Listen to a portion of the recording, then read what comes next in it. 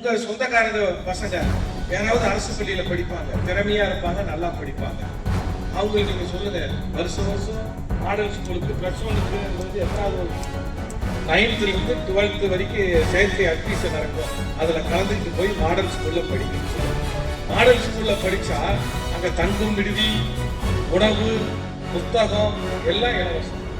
அரசாங்கத்துடைய மாதிரி பள்ளி.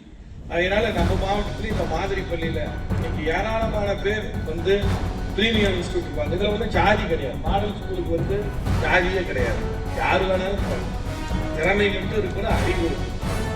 ஆகையால் ஏழை எளியவர்கள் அரசு பள்ளியில படிக்கக்கூடிய மாணவர்கள் பெரிய உயர்கல்வி நிறுவனங்களுக்கு போறதுக்கு அவங்களுக்கு தேவையான பயிற்சி, அறிவை கொடுக்கணும் தான் முதலமைச்சருடைய சிந்தனையில் உதிர்த்த திட்டம் தான் இந்த மாடல்.